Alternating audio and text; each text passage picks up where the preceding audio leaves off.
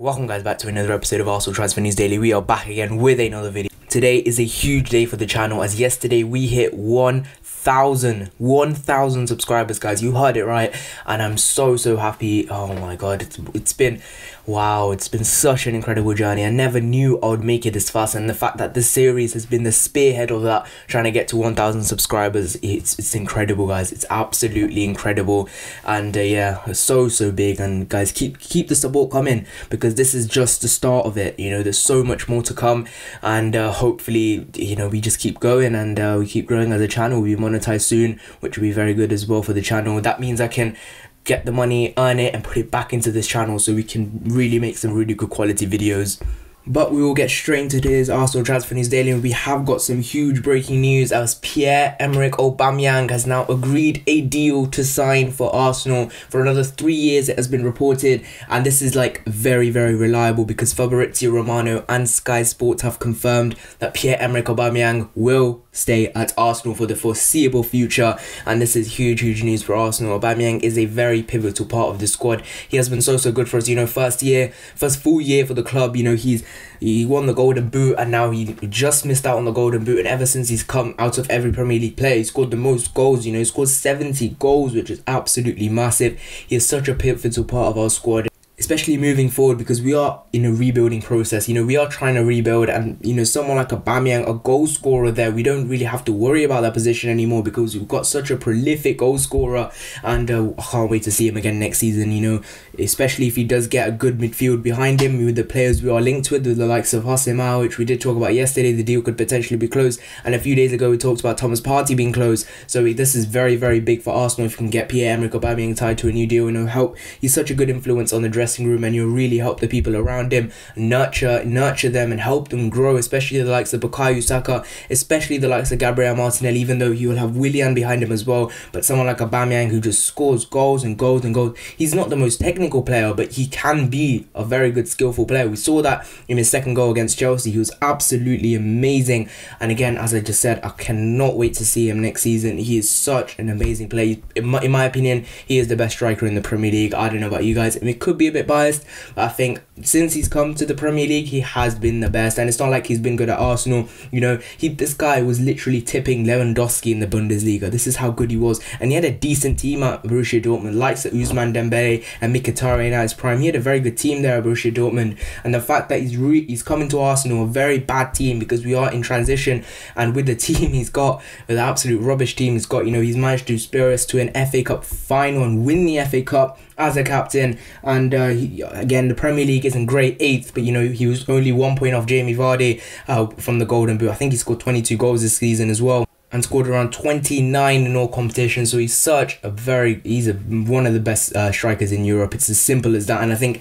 if he had a good team behind him, he would be absolutely amazing. He would be up there with the likes of Lewandowski with 50 goals. He really would be, in my opinion. And yeah, so happy that Pierre-Emerick Aubameyang is extending his stay at Arsenal. Now, in terms of when this deal would be announced, now apparently, obviously, one person did say on the media that the new deal has been agreed, but apparently the cup final players that did play in the FA Cup final are not expected to come back to training at the London Colney until Friday/Saturday this week. So there are also, because Aubameyang's been on holiday, obviously there are no pictures or videos in place for announcement yet. So I think this will be delayed a bit. Again, I was thinking maybe the announcements and all that would be done before you went on holiday, because we all knew the deal's been agreed ages ago. This has just been surfacing around all the news outlets for absolutely ages, and with the kind of tweets Aubameyang is putting out, and the one he put out today, that you can see this on your screen right now, you know, it just shows he is going to sign for Arsenal. And the fact he's dyeing his hair red and white, so my god, this guy's being so cryptical. And yeah, and he also gave, apparently when he was in Italy, gave everyone an Arsenal shirt. This guy is a team player, and I can't believe we all doubted him when he came from Borussia Dortmund. He had some issues with the club and the way he left, to trying to force a move, but you know, he's such a good part of this Arsenal squad. He's such a brilliant team member to have. Again, we just can't afford to lose him. What other striker do you have out there? Because obviously in this current market, he's probably worth around 40 to 50 million pounds. only because he's in the last year of his contract. I think if he had a few years on and he was a bit younger, maybe his value would be tops £150 million, because he is that kind of player. He's an amazing player.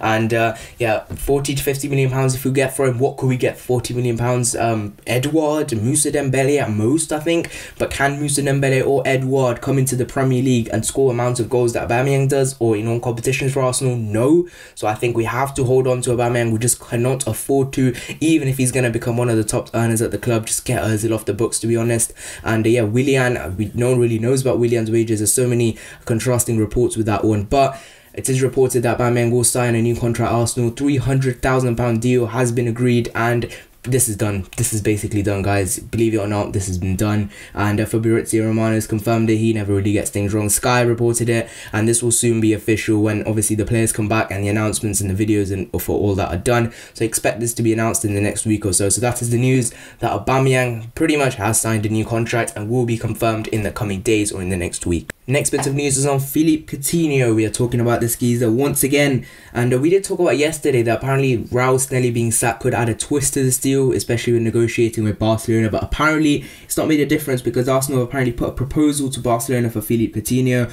Arsenal proposing a loan move for Barcelona's Philippe Coutinho with an option to buy at the end of the season, according to a report in Spain. Just before we move on with this report, I just want to say, an option to buy at the end of the season, what sort of money would that be? Would that be 60 million, 70 million? Would that be the kind of money Bayern had to buy him, which was around 120 million? It would be interesting to see what that is. Mundo Deportivo, again quite reliable over there in Spain, and that said Arsenal proposed a formula. Why have they used the word formula? God knows why. But to sign Philippe Coutinho from Barcelona, suggesting a loan with an option to buy at the end of the 2021 campaign. Barcelona prefer to sell, but they're unlikely to agree to any loan offers until the last possible moment. They're holding out for a permanent deal, though it's clear that the player himself is pushing to a return to the Premier League, limiting his options. There's obviously a bit more hype around Coutinho at the moment, because he did score 2 goals and assisted 1 for his parent club against his parent club for Bayern Munich in that 8-2 win. To be honest, I wouldn't hype up that performance too much, because Bayern were already 5-2 up. They're going through the motions. Barcelona are basically ripped apart anyway, so I wouldn't get too hyped up about it. But it was still a very good performance, and Arsenal fans really want him now because of that. And thanks to Barcelona, Coutinho's loan isn't over yet. There's certainly little chance of any agreement with Arsenal before the Champions League campaign comes to an end. That kind of makes sense, because, you know, he is playing in the Champions League for Bayern Munich. In my opinion, if he did get knocked out for Bayern Munich, it would mean we could get this deal done quicker. But he is progressing, and they will play Lyon, which we will do a live watch along. Loads of people have suggested we should do Champions League live watch alongs, so I'll be doing that. I'll be scheduling that pretty soon, so please look out for that. And please join me on the Tuesday and the Wednesday, as Lyon play Bayern Munich on the Wednesday, and on the Tuesday Leipzig play PSG. But moving on, Philippe Coutinho, as I've said, he is a very good player, very welcome addition, and if we can get a midfielder Coutinho Partey an hour, that would be an ideal window. And I think that would be a midfield that would be absolutely amazing, in my opinion. It's such a balanced midfield, because think about it, Thomas Partey is that, you know, sitting there, rock at the back, it's sort of protecting the front four, and then you have Hasemawa, who's going to be your box-to-box midfielder, and then you have Philippe Coutinho, who's going to be basically your playmaker. That would be absolutely brilliant 3, in my opinion. Maybe the Arsenal board are thinking the same. Or if they're watching this video, they probably will listen, but I don't know. Maybe they've thought this through all along, and Hasemawa, in my opinion, will be absolutely amazing. You guys heard my opinions on that on the other day. I've spoke so highly about him. But Philippe Coutinho now a loan to buy. Now again, I've said this earlier in the show, but a buy option, how much would that be? But in my opinion, I think if he does somehow lead us to a Champions League position, then I think it would be worth putting that money on him, even if it's 70 to 80 million pounds. I don't know how Arsenal would structure that deal. It really depends where we finish next season, but in my opinion, I just don't think at the moment we have enough resources to finish in the top 4. I'm just being realistic here, but it depends if Arsenal do a lot this summer, if they really do have the money, if they have the intent. Obviously Raul's gone, so that will shake a few things up in terms of Arsenal's transfer targets. But it'll be interesting to see what happens on the whole. And with Philippe Coutinho, again, he would be an absolutely amazing addition, especially because we really need that sort of playmaker, someone who could help the likes of Aubameyang score more goals. And you know, Aubameyang's not had Ozil behind him this season. You know, Ozil's been so in and out of the squad, and Aubameyang's had such different players behind him. You know, Ceballos is that sort of creative player, but he's played much of a box-to-box role this season, and he's not really played much of an attacking role. So Aubameyang, you know, has had to come out onto the left, and Lacazette has had to drop sort of more into a deeper role, just so he can collect the ball and Aubameyang can run off Lacazette. So Coutinho would really help that, you know, go back to a 4-3-3 if we do get a better defense, if the likes of Gabriel does sign, because apparently news is that Gabriel's deal is pretty close. So I think in that regard, I think Philippe Coutinho would be very good. You could take one out of the back line, because now we've got a back line of like Saliba and Gabriel on that too. So I think those two are very reliable players to have there. Again, it depends. I think Gabriel is 3 years older than Saliba, so I think he's more experienced than him, and I think he will help him. But they are both new to the Premier League, so I think they will need someone like David Luiz still there, you know, Premier League proven. And you could put another defender into the midfield, which I think Arteta has been looking to do for a while now. And someone like Philippe Coutinho would really fit the bill. And I've said, and if these reports are true, then it would be very, very amazing if we could get Philippe Coutinho to Arsenal, and we could get this deal done as soon as the Champions League closes, because we do have the Community Shield at the end of the month to look forward to. We'll be doing a preview to that when the time comes. So that is the news that Philippe Coutinho, we have put in an offer for Philippe Coutinho, and this deal could be coming to an end. He could be coming to Arsenal if the bid is accepted of the loans with an option to buy. Barcelona obviously holding out for a permanent move, but obviously many clubs aren't really in for him because he does want to move to the Premier League. And Arsenal's links with Kjell means Arsenal are in the running, and they have now made a formal offer to Arsenal to try and sign him on loan with an option to buy. So let's see what happens with that in the coming days, weeks or months. Last bit of news is on Vinay Venkatesham, who has apparently done an interview. Now, we did talk about this geezer yesterday, that he is leading our club. I really don't know how this sofa salesman is actually going to leave our club. Credits to Ligue 1 for that one, by the way. And he did do an interview. Can't remember the last time this geezer actually spoke, but he said, I would like to give a huge thank you to Raul, who's been a huge part of this club, blah, blah, blah. Lucky to be his colleague. We worked side for 2 years. I'm so optimistic about the future that Raul has done. Really driving force, put together the team, blah, blah, blah. And he's also gone on to say it's been an honour and privilege to work for Arsenal Football Club for more than 10 years.